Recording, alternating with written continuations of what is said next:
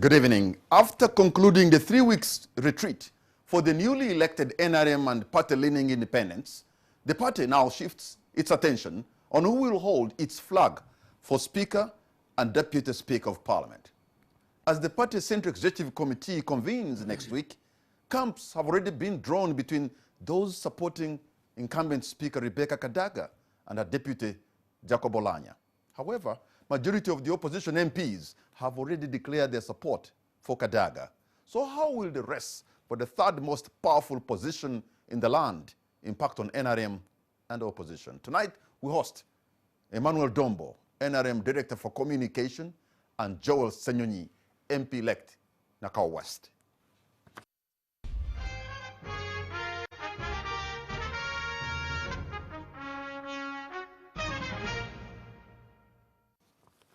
Thank you so much once again for joining us. And Joel, thank you so much for having honored our invitation. Sometimes I find it very hard to welcome you here because I have this sense of like you belong here. But anyway, you already crossed. I just script and said whenever I'm here, it doesn't feel like I ever left. And you make it hard I feel at home. Because sometimes they can get into the newsroom banter, but oh no, I hope I don't get into that. You know what I mean? The producer-show host relationship we yes, had, because I used to produce this show. Well, every question is on the table. But thank you so much for having... I'm very delighted to be here. Thank you so much for having honored our invitation, Joel. Sure. The physical quorum has changed, yeah? In terms of what? What's going on? I've grown thinner, or... You know what I mean. And the struggle is tough. The struggle is this tough. Doesn't look like a struggle now. It is in many respects, but yeah, we keep pressing on. Your political colleagues on the other side of the aisle have just spent 3 weeks in Chankwanzi. And it appears they're trying to build cohesion, unity, and stuff like that. And when they come back and you're going to meet them across the aisle, they're coming with, of course, the numbers. They're coming with a message of cohesion. I wonder how you, as NUP, are intending to tackle the NRM juggernaut and not get drowned into their numbers and their cohesion and the common strategy they seem to have now made in Chankwanzi. 2 weeks ago, I had a chat with a colleague MP-elect in the NRM, somebody that I used to host, you know, on my platforms here and where I used to do a show somewhere on radio. And so, you know, we are known to each other. And I said, so you see, you man, I know you quite well. Yes, you belong to the yellow camp, I belong to the red camp, but I hope that when you go to that parliament, your focus will be on serving the people and not so much the party. You know, this person actually conceded and said, yeah, I know my party many times likes to box, you know, MPs into a corner to do things which many times are not in tandem with the people. And he promised that he will toe the line of the people. My hope is that our colleagues on the other side in the NRM will always see things that way. And one of the things that we hope to do, that I personally hope to do, together with my colleagues, we want to, as often as possible, reach out to these people to see that we work with the people, we move with the people, that when it comes to voting on certain critical issues, that the voice of reason will prevail at the end of the day, that the focus will not be so much on what we have decided in Chankwanzi, Rachitura, State House, NTV, or wherever else, but what are the people But you know, saying? When when you try to convince your friend and tell him to work for the people, majority of them will say, look, NRM is a majority party now elected by the people, and I'm sure people were convinced by the kind of message and manifesto that they are presented, and that manifesto is what they're supposed to be delivering. So whatever they're going to do, it's supposed to be aligned to the manifesto, which manifesto people, I suppose, based on to give them the mandate. Patrick, 72% of the MPs in the 10th Parliament have not returned to the 11th Parliament. That says something. The people are angry. They are saying it's a vote of no confidence. If you are our current MP and we feel you have not done what we expected you to do, we throw you out. 72%. You know, back in school, that was D1, I think, or something. That's high. Point is, that's really high. And the attrition rate has not just begun. In 2011, 63% did not return. In 2016, 82% of the MPs did not return. So this time round, 72% have not returned. So that goes to show that the people are saying you went away from what we agreed on. Because you see, an election is it's an agreement of sorts. I'm giving you my vote, I'm giving you my mandate to go and represent me. When you misrepresent me, I'll pull you out. Yeah, but so Joel, it's actually Joel, not true. I'm also trying to highlight the fact that these majority members of parliament of the NRM are elected also because there is a manifesto of the party.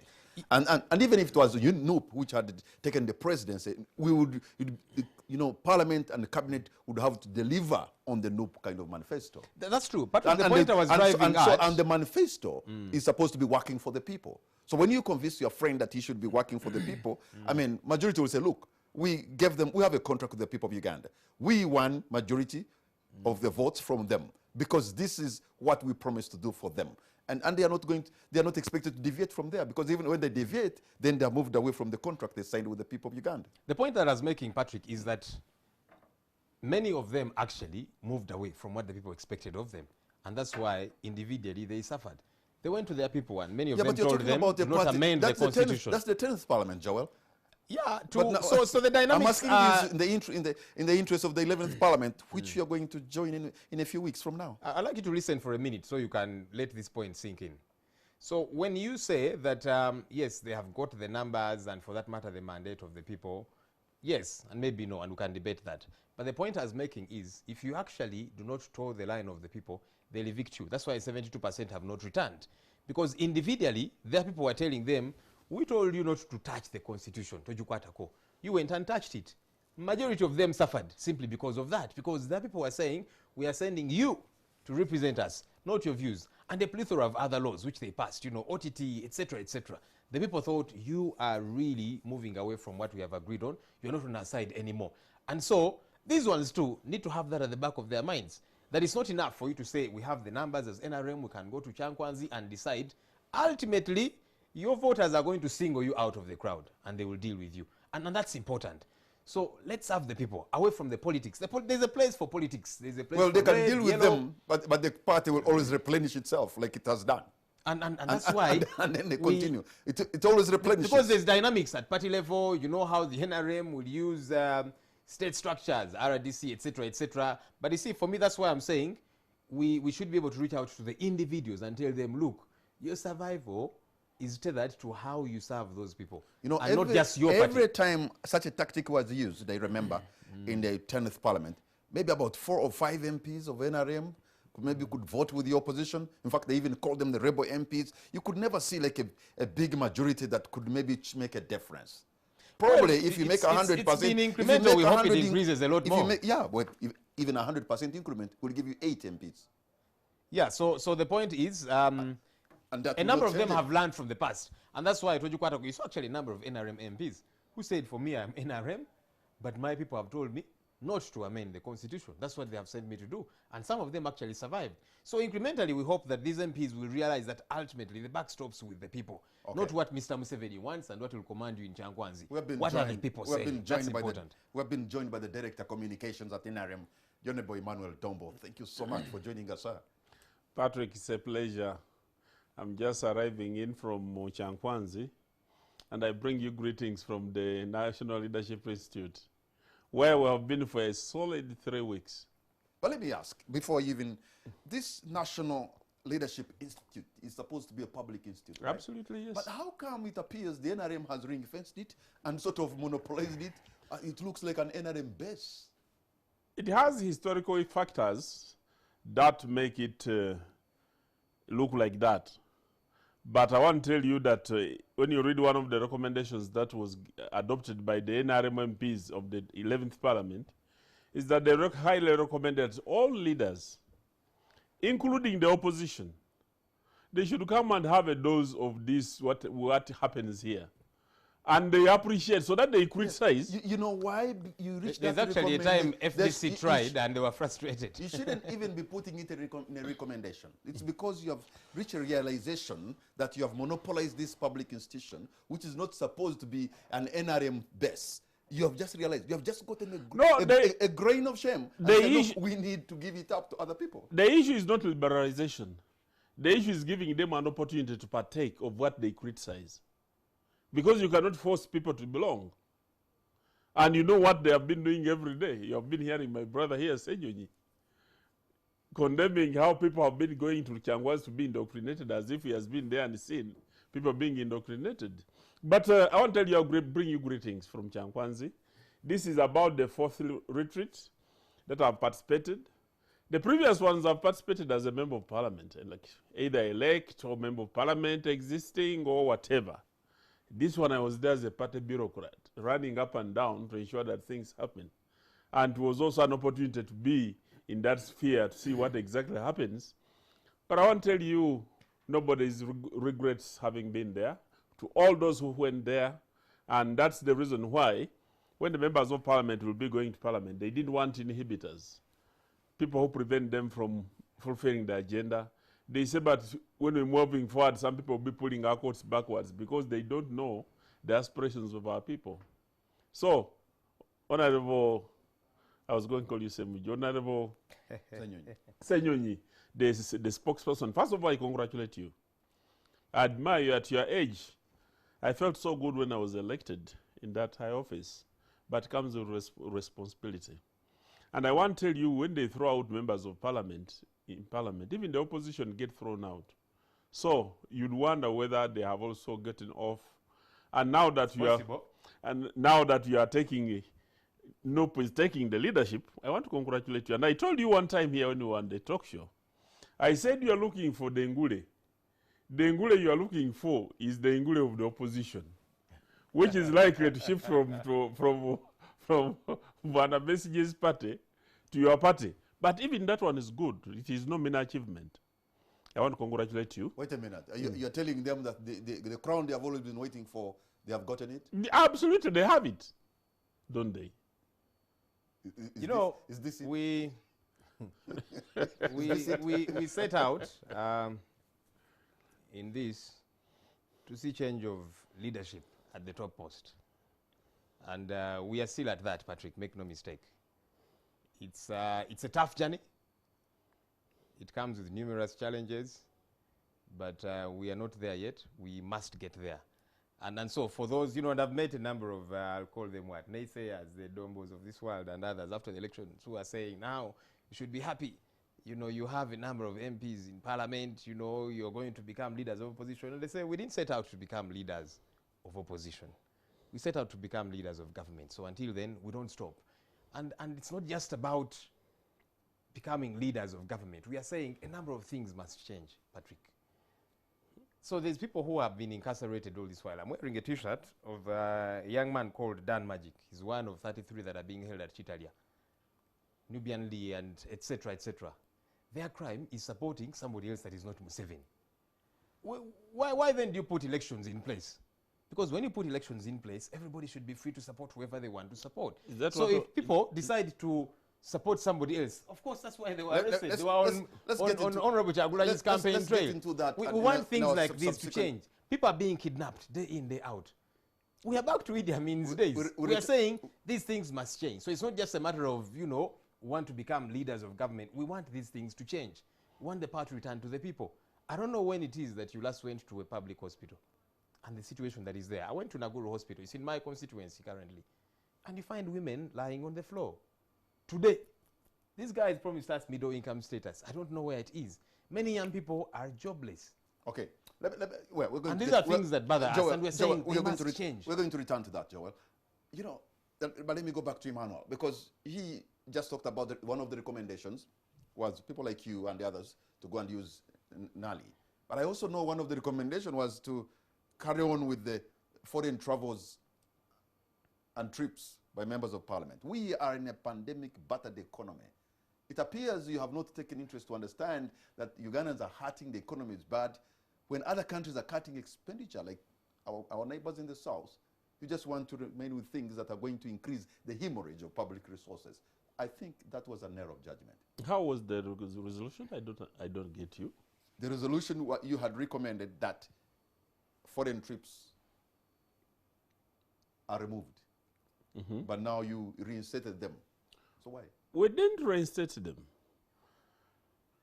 What was expressed at the time of reading the resolutions is that there hadn't been concurrence on that resolution.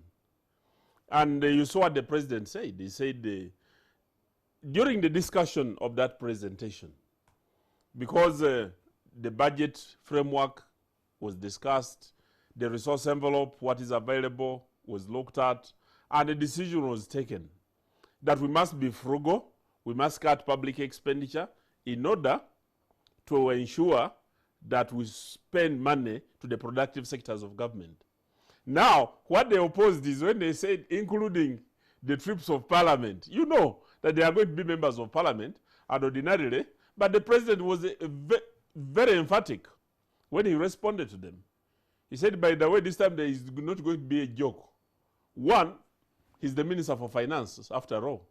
You cannot pass a budget for parliament without having concurrence, because he must provide the resources. Secondly, he said if you argue and you want to oppose this, then we shall go to a referendum. That was raising the bar high, and this was telecast live. And the members of the public were watching their members of parliament arguing with the president on the provision of services. That was not healthy for the members of parliament.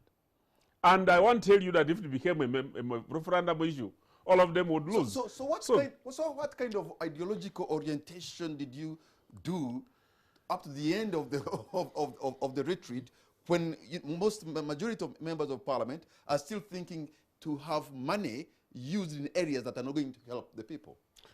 How come you had not ironed out such stuff until the last day? I think, of course, you didn't have to call even for the argument of the president. Patrick, would you in 21 days change the mindset of a human being from what has been for over the past 50 years? I expect elected members of parliament to understand that we are in a pandemic, battered economy, that we are trying to, everybody is downsizing, and that the money is not there, and that you need to run a government that is frugal.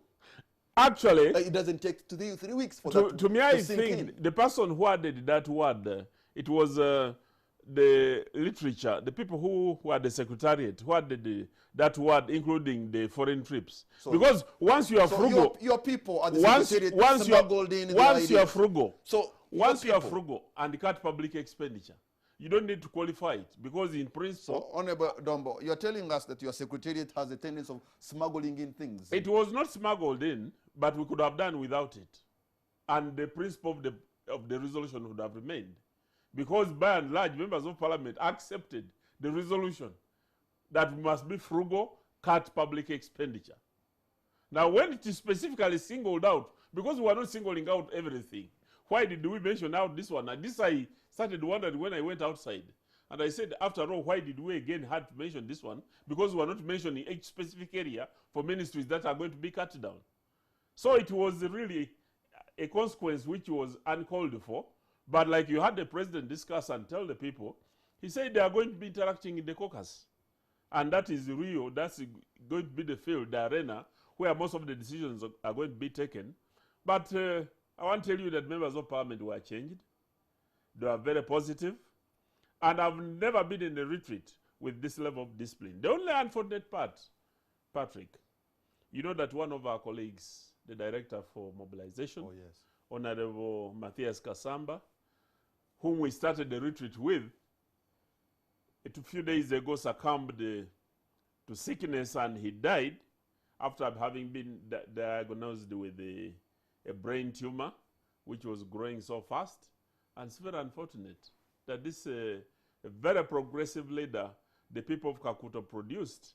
And if you see how transformational he has been in his area, you have seen it on the media. Yeah, he's been a phenomenal guy. And we are going to I had an opportunity to meet him. I mean, you know, our condolences to the people of Kakuto. Absolutely, and the members of the family. Yeah. And the members of the NRM and the people of East Africa, where he has been serving as a member of the East African Legislative Assembly. It's a big loss for our country. Absolutely. But, okay. But there are many, Patrick, there are many resolutions. I know. I'm not there are many resolutions, and you listen. I didn't want to go resolution. I'm going to give you. You'll give him a copy. I'm going to give him a copy, so that he goes and studies, and he really sees the level of determination, and him being a publicist for NUP, and the same work I'm doing for NRM. I know we are going to do a lot of talking. I would like us to interrogate Joel Senyonyi. President Museveni's control over the parliament actually has been seen starting from Kyankwanzi. Even before you are sworn in, the president has already set a signal on which parliament, what kind of parliament he wants. He said the parliament that is subordinate to the executive authority. What does this leave you and the independence plus the independence of parliament when you see the chief executive exercising his authority and he's saying this time around, I want them to be subordinate. And you know, with the terrain of numbers, he always gets what he wants. It's not this time around, Patrick. Museveni has always done this. He wants parliament to be in his pocket. It's an arm of government.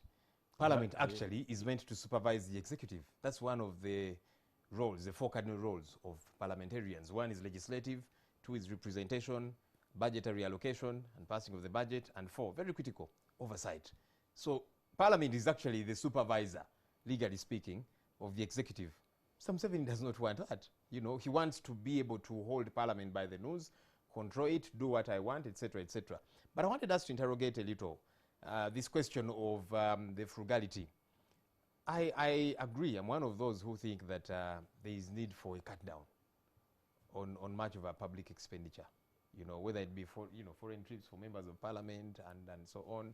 COVID has showed us that some things you can do here, that you don't have to get onto the plane and go for every meeting. You can operate on Zoom. That you get to travel. I'm not saying traveling is bad, but that you get to travel when it's very critical, when it's important for you to travel. But if it's his meetings and so on, you don't have to get 20 people, go on a flight for 2 weeks per diem and all these different things for meetings, which you can benchmarking and all these different things, that government always does. So it should happen for government departments, the agencies and so on, and for parliament too. But you see, I saw Mr. Museveni saying that, that he was literally telling parliament, you guys are not frugal, and so you should cut down. And I agree, there should be that cut down. But I was thinking, this man here is preaching water, yet he drinks wine. Look at the State House budget. And by the State House is one of those most indisciplined government departments, if you like. There's always a supplementary budget each time. And the one for State House, it always has got to pass. Now, supplementary makes sense if it is issues of ebigwa bitaraze, as we call them, the unexpected happenings and so on. But State House always has a supplementary. For Mr. Museveni to use that money as he wishes. Envelopes to this one. Who can I buy from the opposition? Get a car for this artist who has been making quite a bit of noise, singing songs against me. Give him a car worth 600 million shillings. Bring the other one, the blogger. Give them 700 million shillings and so on. That's how he uses our money. High level of indiscipline. Look at the budget for defense. Trillions of shillings. More than half of it is classified. Now what that means is, it is none of anybody's business to know how this money gets to be used. It's not the business of parliament. It's not the, it's not going to be audited. It's not going to be audited. But you look at these trillions of shillings that are being allocated for defense, much of it classified, and you're thinking, why? Are we at war? What is this money? What are these trillions of shillings going to buy? Are we buying fighter jets? What are we using that money for? Did you see them flying? No, but you see, there was a budget for that. And those ones were acquired. There are still issues that need to be audited, but there was specific money allocated for that, Honorable Dombo. Let's not take Ugandans for a ride.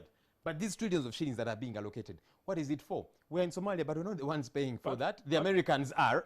So the point here that I'm making is, those trillions of shillings are for Mr. Museveni to use as he pleases. That's why you don't get to audit it. That's why there is no accountability for that money. Are you embedding in some and so kind of Mr. Museveni does not have the moral authority to talk about frugality. He should be frugal for himself, for starters. Patrick. Cut down the budget of State House, the budget of defense, trillions of shillings, and most of it, Patrick, that's no one is supposed to know. Right. Are you kidding me? Emmanuel. Patrick, that's one of the reasons my brother has been elected. But even MPs are not supposed to know what that money does. One of the responsibilities which you are going to do is to nominate the leader of the Public Accounts Committee, so that you can help us in trying to interrogate what government spends. Will they interrogate the classified expenditure? Absolutely, because all audits, all expenditures of government are audited, including the classified expenditure. By parliament? There are regulations. That's not true, Honorable Dombo. You have been in parliament and you know this. Listen, you have not been there. So listen, Well, and I tell I've you. read the rules. So No listen, one knows what this money does. listen, and I tell you, be courteous enough to learn. Because you haven't been there. Help us to learn then. Because the public, which is not in parliament, they want to know. Let me teach these you. trillions of shillings classified. What does it do? Because you will say, for you, you're not in parliament. Majority of the No, viewers I didn't bring the are not budget, in but I parliament. wanted to tell But they you. want to Okay, know what does okay. this Let me. money I do? just want to simple. I want you to say it Because in it is simple their terms. money. Are we likely to see in the Public Accounts Committee somebody telling the Public Accounts Committee that with this money we bought 6 fighter jets, we bought 6,